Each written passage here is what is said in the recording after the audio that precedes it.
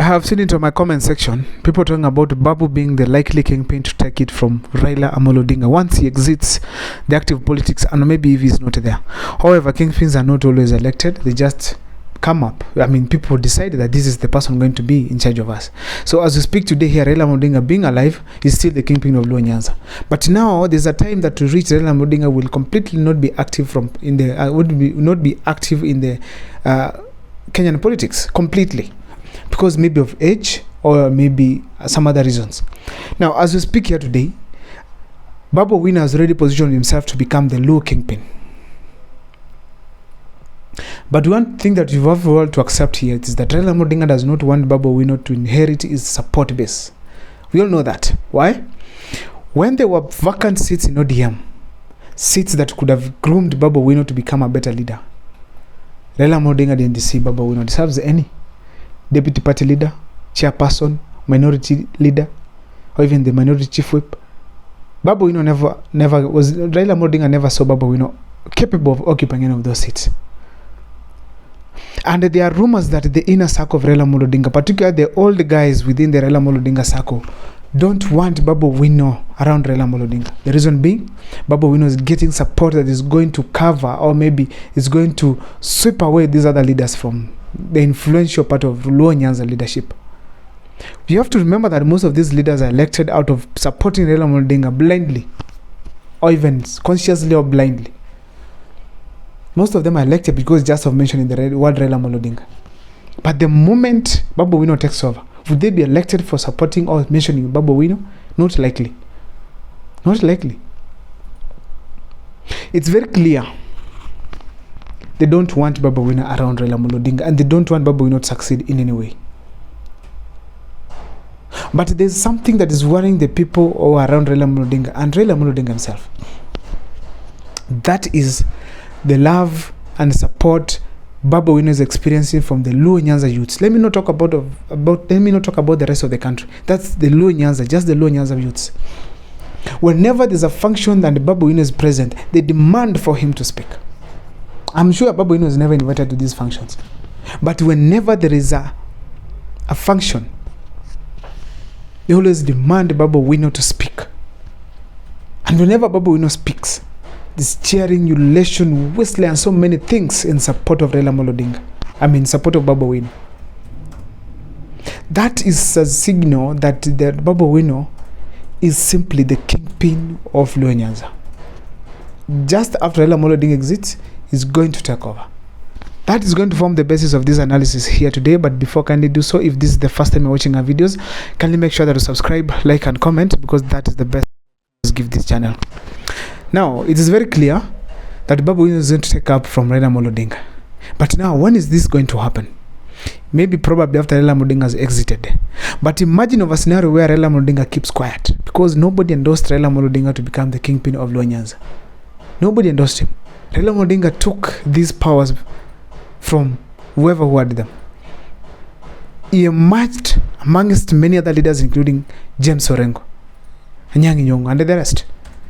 So, Raila Amolo Odinga inherited the support of the Luo Nyanza, and that's why he became the kingpin.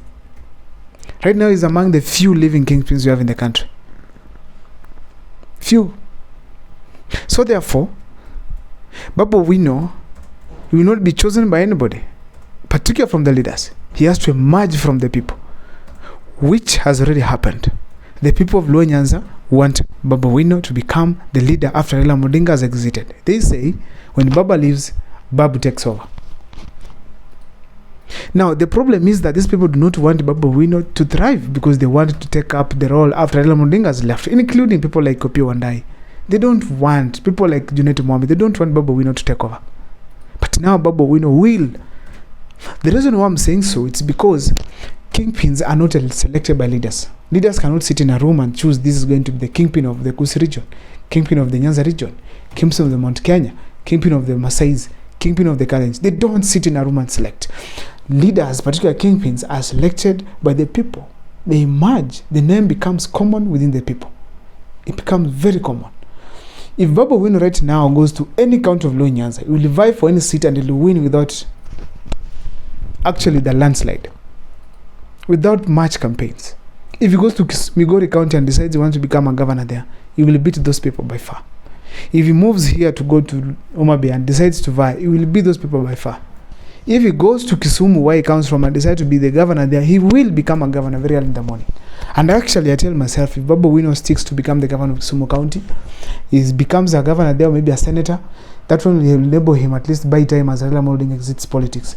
And that one will bring him closer to Luo Nyanza, because he needs to be there if he wants to be the kingpin. But if he's not interested in that and maybe becoming just a national leader, but you can't be national before you get the 100% or maybe 90% of the support of your tribe, because the Kenya we are right now, it's that the beauty of our Kenyan politics is the tribal support. That is how we have to accept it, and it has to be that way. So therefore, Babu Owino, considering the support he has across the country, he can be accepted in any part of the region of Luo Nyanza. Babu Owino is the likely person to take it up after Raila Amolo Odinga.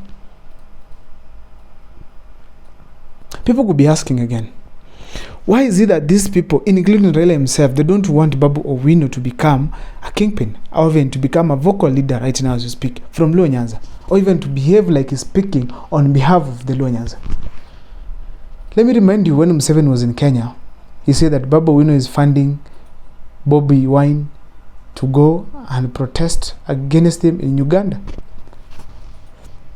The intelligence of Uganda was saying that Babu Owino's name was constantly mentioned there. So Raila Amolo Odinga must disassociate himself from Babu Owino by denying him seats, denying him any support, not campaigning for him. When if he's arrested today, he's not going to vote for him. They want just to leave Babu Owino to suffer by himself. And Babu Owino has to be very careful as we speak. Another thing that we have to say here categorically, another thing that we have to say is that when we had Raila Amolo Odinga having handshake with Uhuru Kenyatta, Babu Owino posted. Now when they had with William Ruto, Babu Owino posted again. And actually even so, Babu Owino having another coalition with Wamishomba and other people, trying to speak on behalf of the Gen Zs and youths in this country. Therefore, Babu Owino will not be fit to be an ODM leader, or maybe to be a top leader, and then push for William Ruto in 2027. That means William Ruto will be having a stumbling block, and Babu Owino will not fit in the plan of taking William Ruto to State House as per to Raila and his people in 2027. So the best way to tame Babu Owino is to keep him off the seats and maintain him. Akaivo, atulie. And the problem, we might see Babu Owino even not being active so much in campaigns. But if he's defiant, he will get to the campaign for Kalonzo, or even campaign for someone else, and leave alone William Ruto in 2027. As for me, I strongly feel that when Baba leaves, Babu takes over as the kingpin of Luo Nyanza. See you next time for more videos. That's my analysis. I don't know what's your take. Let me see it on the comment section. And please, if you're not subscribed, make sure to subscribe. And kindly keep following for the videos that we do here through hitting a subscription bell, so that whenever we upload any video, YouTube will automatically show you that Abel Mokua has uploaded a video. See you next time for more videos.